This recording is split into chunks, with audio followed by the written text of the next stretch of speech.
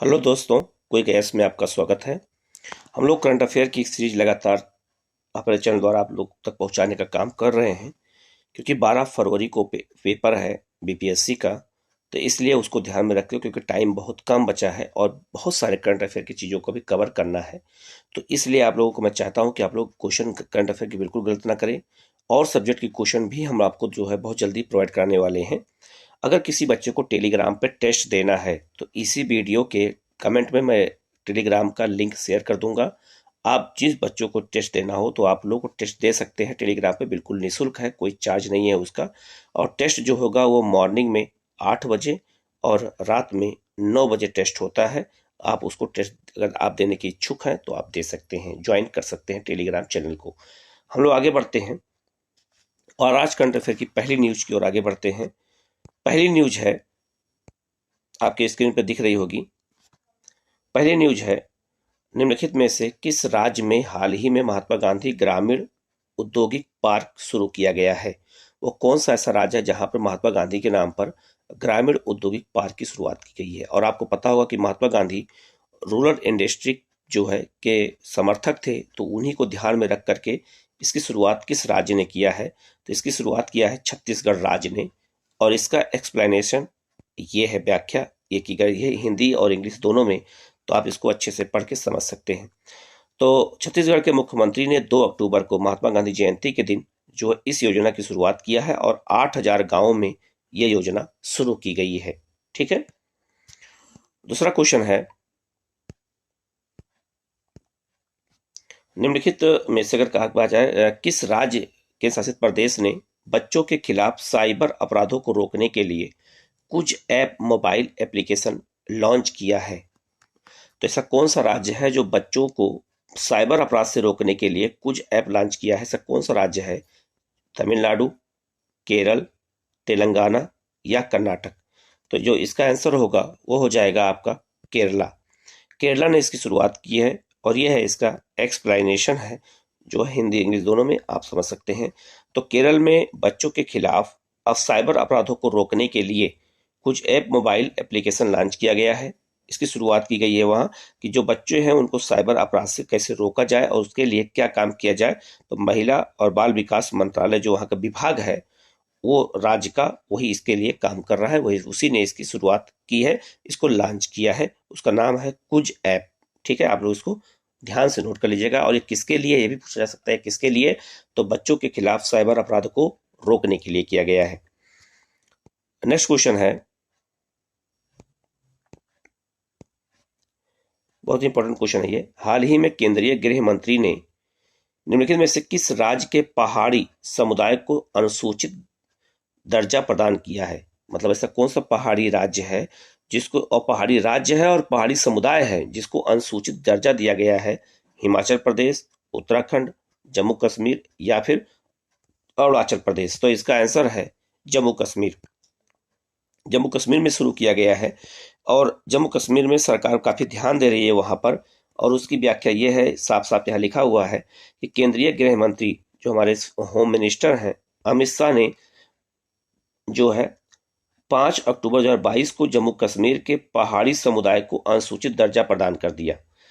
यह आरक्षण जस्टिस जो है GD शर्मा के आयोग की सिफारिश पर आधारित है। यह भी कुछ क्वेश्चन आ सकता है कि यह जो पहाड़ी समुदाय के लोगों को अनुसूचित का दर्जा दिया गया है, वो कौन सी समिति उसकी सिफारिश किया है? तो वो GD शर्मा जो है कमीशन उसका नाम है। पहाड़ी समुदाय को में कौन कौन आते हैं? गुर्जर आते हैं और बरकवाल आते हैं, शामिल होते हैं। ये 2 समुदाय प्रमुख रूप से शामिल है। जम्मू कश्मीर में एसटी कोटा सरकारी नौकरियों और शैक्षिक संस्थानों में 7% स्थान रखता है। पहाड़ी समुदाय आदिवासी दर्जा पाने वाला संभवतया देश का पहला भाषाई अल्पसंख्यक समुदाय होगा। काफी इंपॉर्टेंट क्वेश्चन है, ये हो सकता है एग्जाम में ये आ जाए, तो आप इसको अच्छे से नोट कर लीजिएगा। मोस्ट इंपॉर्टेंट क्वेश्चन में से एक है। नेक्स्ट क्वेश्चन है, ये बहुत इंपॉर्टेंट क्वेश्चन है। नेक्स्ट क्वेश्चन भी ये बहुत इंपॉर्टेंट है, वो काफी चर्चा का विषय है। निम्नलिखित में से किस राज्य मंत्रिमंडल ने समान नागरिक संहिता UCC को लागू करने का निर्णय लिया है? यूनिफॉर्म सिविल कोड जो होता है, ये किस किस राज्य में लागू करने के लिए सरकार ने अभी प्रपोजल दिया है, उसमें पंजाब है, छत्तीसगढ़ है, जो है पश्चिम बंगाल है या गुजरात। तो जो इसका आंसर होगा वो तो हो जाएगा गुजरात। लेकिन इसके अलावा 3 राज्य और हैं जहां पर यह व्यवस्था लागू करने का प्लान बनाया जा रहा है। गुजरात को लेकर के 2 राज्य और है, टोटल 3 राज्य में चर्चा चल रही है। और एक राज्य है गोवा, जहां पर यह कानून लागू किया गया है, यूनिफॉर्म सिविल कोड, और आर्टिकल 44 में इसका उल्लेख किया गया है। तो कौन से राज्य हैं, इसका हम एक्सप्लेनेशन देख लेते हैं। यहाँ आप एक्सप्लेनेशन में देख सकते हैं कि समान नागरिक संहिता यूसीसी लागू करने का निर्णय 29 अक्टूबर 2022 को गुजरात मंत्रिमंडल ने किया है। तो गुजरात की सरकार ने भी कर दिया है। इसके अलावा हिमाचल प्रदेश और उत्तराखंड सरकार ने भी समान नागरिक संहिता को अपनाने का इरादा पहले ही घोषित कर दिया है। तो टोटल 3 राज्य हैं जहां ये और लागू होने की बात चल रही है। उसमें गुजरात भी है, हिमाचल प्रदेश भी है और उत्तराखंड भी है। ठीक है। इसके अलावा एक इसमें इंपॉर्टेंट बातें समझना है कि जो समान नागरिक संहिता होता है वो भारत के लिए एकल कानून के निर्माण का प्रस्ताव रखता है। यह सभी धार्मिक समुदायों के लिए विवाह, तलाक और विरासत और गोद लेने जैसे मुद्दों को एक समान कर देता है। यही इसमें सबसे इंपॉर्टेंट है। कई बच्चे पूछते हैं कि समान नागरिक संहिता का मतलब क्या होता है। तो इसका मतलब यही होता है कि यह सभी धार्मिक समुदायों के लिए विवाह, चाहे विवाह की पद्धति हो, चाहे तलाक की पद्धति हो, चाहे विरासत हो, चाहे गोद लेने जैसे मुद्दे हों, वहां पर एक समान कर देगा। चाहे हिंदू, मुस्लिम, सिख, ईसाई कोई भी होगा, सब में विवाह पद्धति और तलाक की पद्धति एक जैसी मानी जाएगी। यही नागरिक सिविल संहिता होता है। ठीक है। इसका उल्लेख आर्टिकल 44 में किया गया है। नेक्स्ट क्वेश्चन की ओर हम लोग आगे बढ़ते हैं। और 5वां जो क्वेश्चन है वो योग से है। योग जो है अभी हाल में मध्य प्रदेश की गवर्नमेंट ने क्या किया है कि एक विशेष योग आयोग का गठन करने का प्रस्ताव रखा है मध्य प्रदेश की सरकार ने। अपने राज्य, पहले भारत का ये पहला राज्य है जहां पर योग के लिए एक योग आयोग बना दिया गया है। ये बहुत इंपॉर्टेंट क्वेश्चन है, ये भविष्य में किसी भी एग्जाम में आ सकता है। और इसका जो एक्सप्लेनेशन है वो ये है कि मध्य प्रदेश की सरकार ने 30 अगस्त 2022 को यह निर्णय लिया है कि हम इसका उद्देश्य है कि प्रत्येक नागरिकों को स्वस्थ जीवन शैली जीवन जीने के लिए सुविधाएं प्रदान करना। इसीलिए योग कमीशन का निर्माण किया गया। उसका नाम है स्पेशल योग कमीशन। इसकी शुरुआत मध्य प्रदेश की गवर्नमेंट ने किया है। 5वां क्वेश्चन है, 6ठे नंबर पे क्वेश्चन जो है यह है, निम्नलिखित में से कौन सा राज्य ब्लॉकचेन टेक्नोलॉजी के माध्यम से किसानों को बीज, यहाँ पर ये माफ करिएगा, ये बीज होगा, यहाँ पर बीज लिख दिया गया है, ये होगा बीज। थोड़ा सा सिली मिस्टेक हो गया है, आप लोग उसको सुधार कर लीजिएगा। ये बीज की बात कर रहा है। ठीक है। वितरित करने वाला देश का पहला राज्य बन गया है। कौन सा ऐसा राज्य है जो ब्लॉकचेन टेक्नोलॉजी के माध्यम से किसानों को बीज वितरित करने का प्लान बना रहा है? तो वो है छत्तीसगढ़, झारखंड, बिहार, उड़ीसा या कर्नाटक। तो इसका आंसर जो होगा वो आंसर हो जाएगा झारखंड। इसका आंसर होगा, यह है आंसर झारखंड। और यह है इसका एक्सप्लेनेशन किया गया है कि किसानों को जो है ब्लॉकचेन टेक्नोलॉजी के माध्यम से किसानों को बीज वितरित कराया जाए, उनको बीज दिया जाए जिससे उन्हें सुविधाएं मिलती रहें और किसानों को असुविधाओं का सामना करना ना पड़े। ठीक है। नेक्स्ट क्वेश्चन है, ये बहुत इंपॉर्टेंट क्वेश्चन है, अभी हाल में चर्चा में रहा है। ज्योग्राफी के पॉइंट व्यू से आपसे पूछा जा सकता है कि निम्नलिखित में से किस महासागर में ब्लू बेबी द्वीप उभरा है? अभी एक नए द्वीप का निर्माण हुआ है, उस द्वीप का नाम रखा गया है ब्लू बेबी द्वीप। तो किस महासागर में हुआ है? दक्षिणी पश्चिमी प्रशांत महासागर में, उत्तर पश्चिमी प्रशांत महासागर में, उत्तरी अटलांटिक महासागर में या दक्षिणी अटलांटिक महासागर में? तो जो इसका आंसर है वो है दक्षिण पश्चिमी प्रशांत महासागर में। जो दक्षिण पश्चिमी प्रशांत महासागर है वहीं पर जो है इस द्वीप का जो है अभी निर्माण हुआ है हाल में। यह क्वेश्चन एग्जाम में पूछा सकता है, बहुत इंपॉर्टेंट क्वेश्चन है। और यह है इसका एक्सप्लेनेशन है। और ये जो है न्यूजीलैंड है उसी के आसपास के जो द्वीप है वहीं पर इसका निर्माण हुआ है। और ये भी याद रखिएगा कि प्रशांत महासागर में सबसे अधिक द्वीप पाए जाते हैं। द्वीपों की संख्या सबसे अधिक प्रशांत महासागर में ही पाई जाती है। और अभी हाल में उस द्वीप का नाम क्या है? ब्लू बेबी द्वीप उभरा है। यह भी आप लोगों को याद रखना है, यही सबसे इंपॉर्टेंट है। नेक्स्ट क्वेश्चन है, जलवायु परिवर्तन से जुड़ी हुई रिपोर्ट है। ये क्वेश्चन पूछा गया है कि जलवायु पारदर्शिता रिपोर्ट 2022 के अनुसार निम्नलिखित में से किस देश में नवीकरणीय ऊर्जा हिस्सेदारी में सबसे अधिक वृद्धि की गई है। कौन सा ऐसा जो है देश है जहां पर जो है नवीकरणीय ऊर्जा को बढ़ावा देने के लिए सबसे अच्छा काम किया जा रहा है, वो कौन से देश हैं? तो वो देशों की अगर बात किया जाए तो देशों में आते हैं यूनाइटेड किंगडम, जापान और मेक्सिको। ये 3 देश हैं जहां पर जलवायु पारदर्शिता रिपोर्ट के अनुसार नवीकरणीय ऊर्जा में सबसे अधिक हिस्सेदारी को बढ़ा रहे हैं। और यह है, इसका एक्सप्लेनेशन है किया गया है यहाँ पर कि यह रिपोर्ट जो दी गई है उसमें यूनाइटेड किंगडम, जापान और मेक्सिको में नवीकरणीय ऊर्जा हिस्सेदारी में सबसे अधिक वृद्धि हुई है। यूनाइटेड किंगडम में 67% वृद्धि और सबसे कम वृद्धि हुई है रूस में। ये भी एग्जाम में पूछा सकता है कि सबसे कम वृद्धि कहाँ देखी गई, तो रूस में और इटली में सबसे कम वृद्धि। सबसे अधिक वृद्धि यूनाइटेड किंगडम में और सबसे कम वृद्धि इटली में देखी गई है। ये भी एग्जाम में हो सकता है पूछा जाए, तो आप लोग इसको अच्छे से देख लीजिएगा, याद कर लीजिएगा। नेक्स्ट क्वेश्चन है, ये बहुत इंपॉर्टेंट क्वेश्चन है, ये भी भारत से जुड़ा हुआ है। इनमें 2-3 बात याद रखना है कि विश्व की पहली चीता पुनर्वास परियोजना कहाँ शुरू की गई? तो आपको पता होगा कि कूनो नेशनल पार्क में इसकी शुरुआत की गई है। चीतों को अभी लाया गया है और उनको स्थापित किया गया है, लेकिन चीता कहाँ से आए हैं ये भी आपको पता होगा, नमीबिया से आएगा। लेकिन अगर आपसे ये पूछ दे कि चीता किस जलवायु से आए हैं हमारे यहाँ, तो सवाना जलवायु से आए हैं। हमारे यहाँ सवाना जलवायु के क्षेत्र से आए हैं। और वहाँ पर नमीबिया में एक मरुस्थल है कालाहारी एक मरुस्थल है, और एक मरुस्थल है नामीब मरुस्थल, ये वहीं से लाए गए हैं। तो सवाना जलवायु में पाए जाते हैं, भी आप रखेगा, हो सकता है एग्जाम में आप सब पढ़ ले, लेकिन एग्जाम में आपसे ये पूछ दे कि चीता किस जलवायु में पाए जाते हैं, तो जलवायु का नाम है सवाना जलवायु। सवाना ही जलवायु में चीते पाए जाते हैं। और ये विश्व की पहली चीता पुनर्वास योजना है। अभी तक किसी भी देश में चीतों का पुनर्वास नहीं किया गया था। वो पहला देश भारत है जहां इसकी शुरुआत की गई है। और इसका आंसर है कूनो नेशनल पार्क, और यह इसका एक्सप्लेनेशन है, आप लोग इसको ध्यान से देखिएगा। विश्व की पहली चीता पुनर्वास परियोजना कूनो राष्ट्रीय पार्क में स्थित है। प्रधानमंत्री नरेंद्र मोदी ने 17 सितंबर 2022 को कूनो राष्ट्रीय पार्क में चीतों को छोड़ा। एग्जाम में आप लोग याद रखिएगा, हो सकता है हम सब पढ़ लें, और एग्जाम में अगर ये पूछ दे कि भारत में चीता किस दिन कूनो नेशनल पार्क में छोड़े गए, वो डेट कौन सी है, तो 17 सितंबर। क्यों?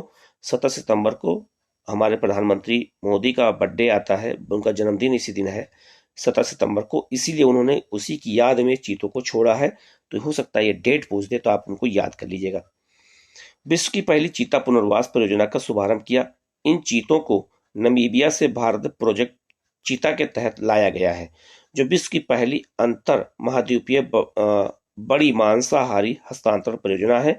8 चीतों में से 5 मादा और 3 नर हैं।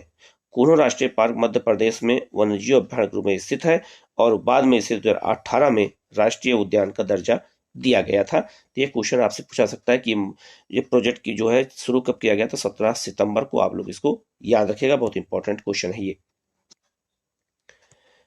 नेक्स्ट क्वेश्चन है आपका, ये भी पर्यावरण से जुड़ा हुआ क्वेश्चन है, बहुत इंपॉर्टेंट है ये, कंफ्यूजन वाला क्वेश्चन है। निम्नलिखित में से किसे पर्यावरण स्थिरता रिपोर्ट 2021-22 जारी की? एग्जाम पूछा जाएगा कि किस ऐसा कौन सा मंत्रालय है भारत में जिसने पर्यावरण स्थिरता रिपोर्ट जारी किया है? तो इसमें बहुत सारे बच्चों का गलत होगा, बहुत सारे बच्चों का, हर बच्चे का ध्यान जाएगा इस पे, पर्यावरण वन और जलवायु परिवर्तन मंत्रालय, क्योंकि हर रिपोर्ट यही जारी करता है। लेकिन पर्यावरण स्थिरता रिपोर्ट अगर एग्जाम में आ जाए तो मैं दावा कर सकता हूं कि इसमें 99% बच्चों का गलत होगा आंसर। 1% बच्चों का जो सही होगा वो तुक्का मार के सही होगा। अगर सही होगा तो हर बच्चा यही लगाएगा पर्यावरण वन और जलवायु परिवर्तन मंत्रालय, लेकिन इसका आंसर वो नहीं होगा। इसका आंसर है रेल मंत्रालय। इस रिपोर्ट को रेल मंत्रालय ने शुरू किया है। तो एग्जाम में अगर आ जाए तो गलत हो जाएगा बहुत लोगों का, इसलिए ऐसे क्वेश्चन पे विशेष ध्यान देने की जरूरत है।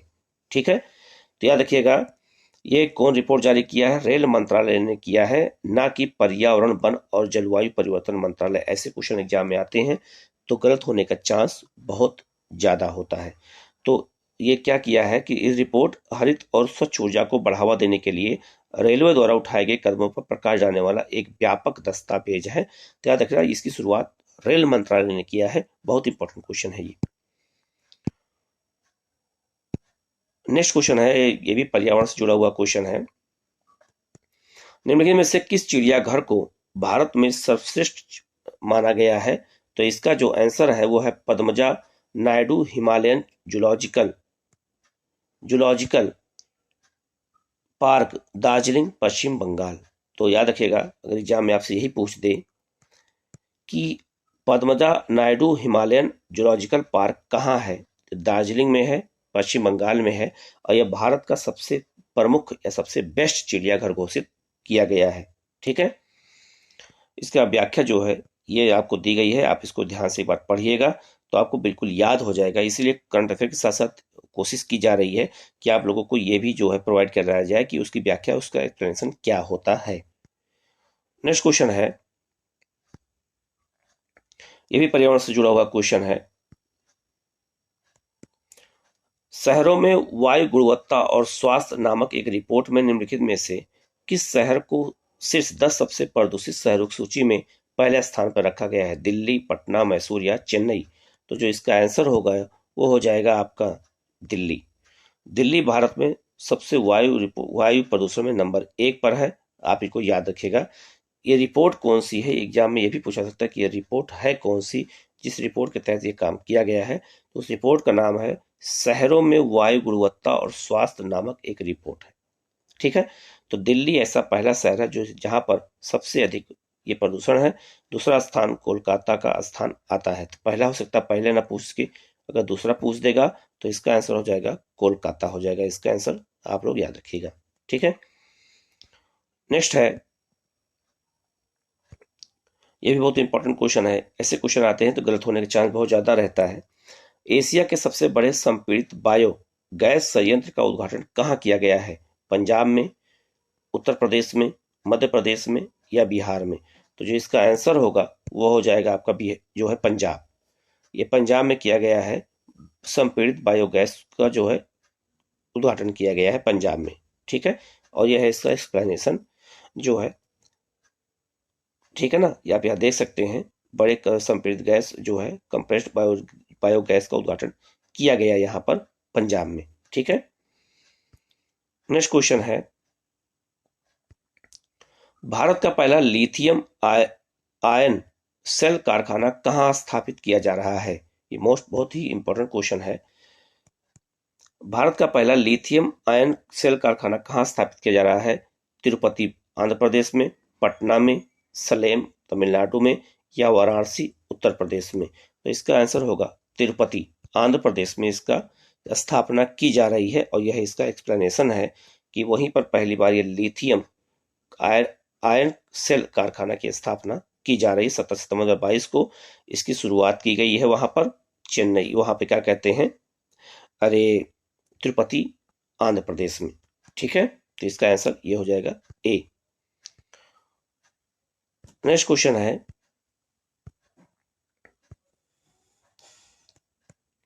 भारत की पहली चिप फैक्ट्री कहां स्थापित की जा रही है? गुजरात में, बिहार में, आंध्र प्रदेश में या उत्तर प्रदेश में? तो इसका आंसर हो जाएगा गुजरात में। ये गुजरात में भारत की जो है पहली क्या खुल रही है, चिप फैक्ट्री की शुरुआत की जा रही है। और कहां, वो भी अहमदाबाद में।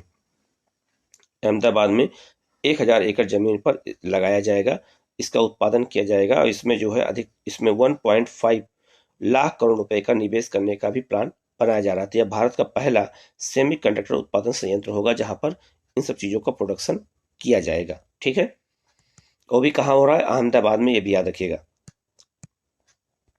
नेक्स्ट क्वेश्चन है,